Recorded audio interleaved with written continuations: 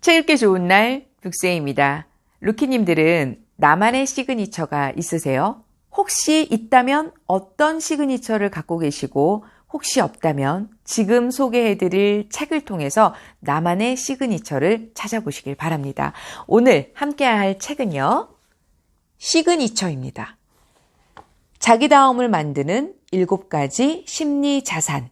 당신의 시그니처는 무엇입니까? 지은이는 이항심. 출판사는요. 다산북스입니다. 프롤로그 한번 볼게요. 새로운 시대. 나만의 시그니처를 찾아라. 가장 개인적인 것이 가장 창의적인 것이다.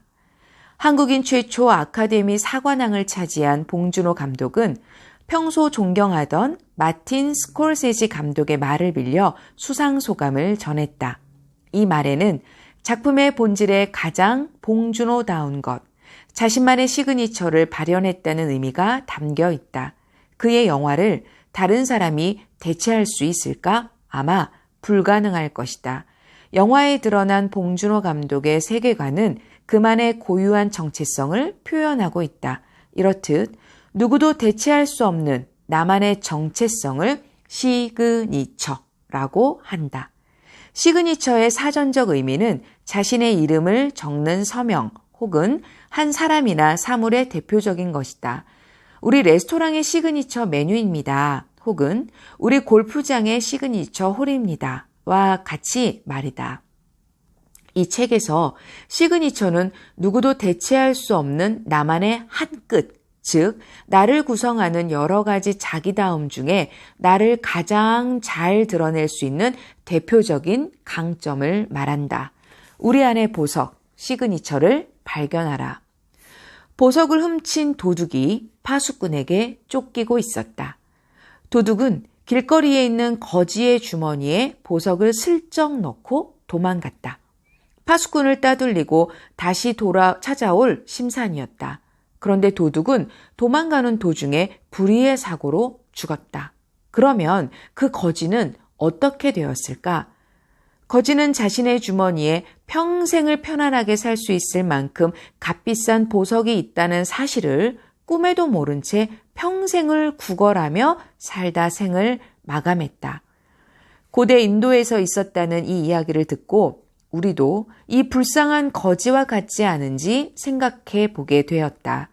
이미 우리 안에 있는 보석을 알아차리지 못하고 알아차리지 못하니 사용도 하지 못하고 힘들게 외부에서 자신을 구원해줄 무언가를 찾고 있지는 않은가. 제가 왜 이 카메라를 쳐다보는지 아시겠죠? 제가 평소 때도 참 강조했던 부분이기도 하고요.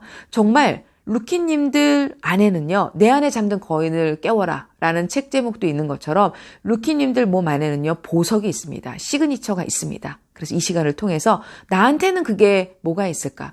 정말 나를 대체할 수 없는 그건 뭐가 있을까 하고 찾아보는 시간이 되시길 바랍니다. 우리 주머니 속 빛나는 보석이 바로 시그니처다. 이 책을 통해 나는 시그니처의 재료는 외부에서 구하는 것이 아니라 우리 안에 있다는 말을 해주고 싶다. 이를 알아차리기만 한다면 누구나 시그니처를 찾을 수 있다. 이 얼마나 다행인가. 또 시그니처는 고정되어 있지 않다. 나의 성장과 함께 더 확장되기도 하고 사회의 필요와 맥락에 따라 다양한 모습으로 변형될 수 있다. 다시 말해 시그니처는 우리 삶의 긴 여정 속에서 만들어지고 다듬어진다는 특징을 가졌다.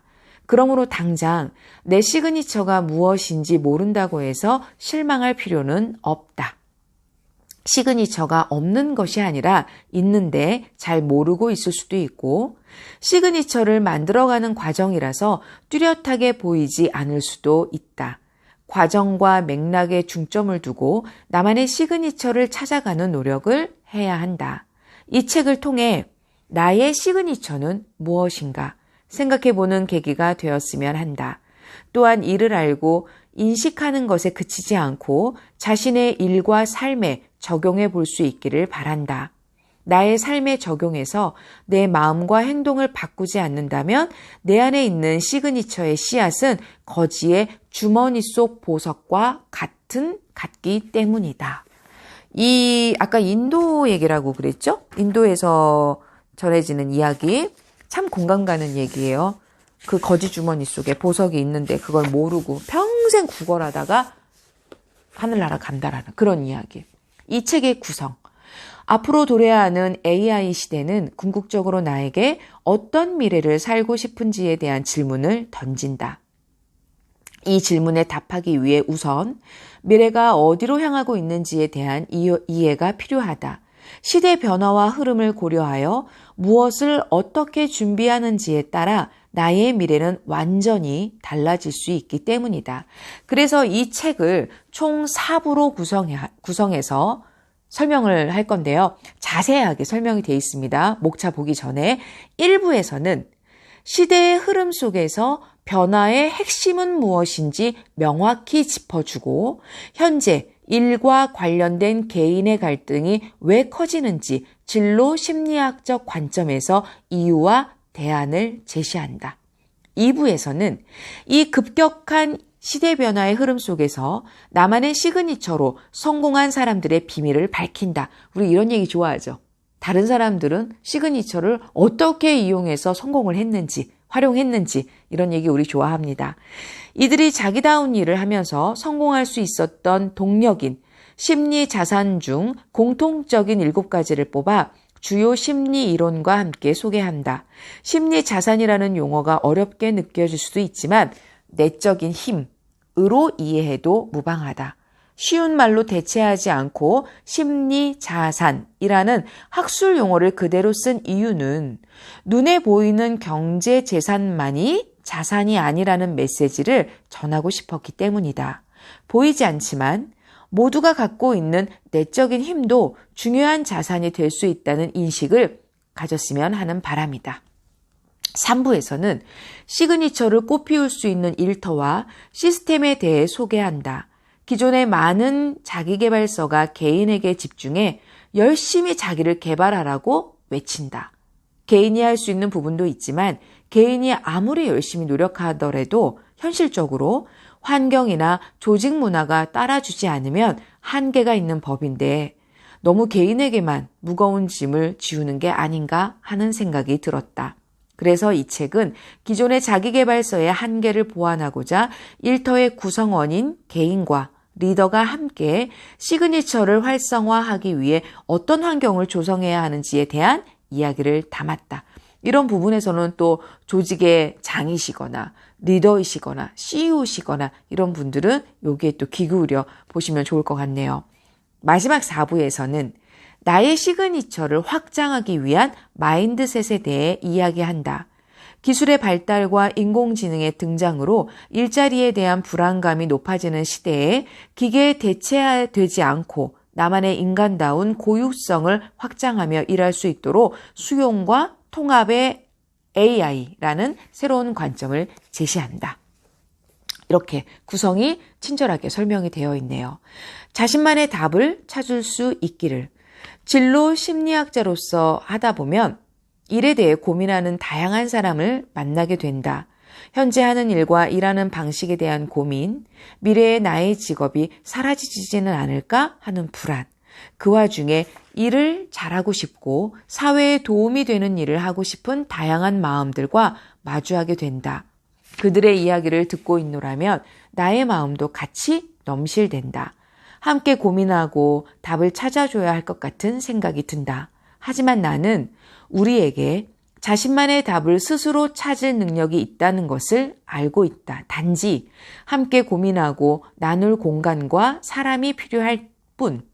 이 책이 그 공간이 되었으면 좋겠다. 이 저자분의 마음이 느껴지죠. 요 분이 저자분이거든요. 이항심 저자이십니다. 이 책이 특히 아래에 해당하는 사람들에게 도움이 되었으면 하는 마음이다. 나에게 맞는 일을 하며 성장하고 성공하고 싶은 직장인과 학생, 이직과 퇴사로 새로운 일을 준비하는 사람들, 조직 내에서 밀레니얼 세대의 이탈을 막고 신나게 일할 수 있는 문화를 만들고 싶은 리더, 미래 경쟁력을 키우는 조직을 만드는데 관심 있는 HR 담당자들, 미래를 이끌어갈 인재를 키우는 교육자나 부모, 웬만한 분들은 다 해당되는 생각이 드네요. 이 책을 활용하는 가장 좋은 방법은 읽는 것에서 그치지 않고 자신의 삶에 적용해 보는 것이다. 100번의 생각보다 한 번의 실행이 더 효과적이다. 특히 2부의 각 장에는 독자들이 스스로 심리자산을 활성화할 수 있는 활동과 질문을 넣었으니 활용하시기 바란다. 마지막으로 이 책을 통해 일에 대한 여러분들의 경험이 궁극적으로 자신의 존엄성을 높이고 자신과의 연결을 강화하는 방향으로 조금이나마 도움이 될 수 있다면 큰 기쁨이겠다 하고 작가분의 마음이 느껴집니다. 목차를 보니까요. 아까 자세한 설명이 있었지만 목차 다시 한번 볼게요. 1부, 새로운 일의 시대가 온다. 불안하게 일할 것인가? 대체 불가능한 나로 성장할 것인가? 2부, 시그니처를 키우는 심리 자산이란 나만의 시그니처로 성공한 사람들의 7가지 비밀. 그리고 3부에서는 심리 자산은 어떻게 길러지는가? 4부는요. 시그니처를 확장하기 위한 마인드셋 AI 하라. 프롤로그만 들어도, 책 제목만 봐도, 목차만 봐도 너무너무 궁금하죠. 조금만 참아주시고요. 저는 다음 영상에서 뵙도록 하겠습니다. 오늘도 북쌤이 응원합니다.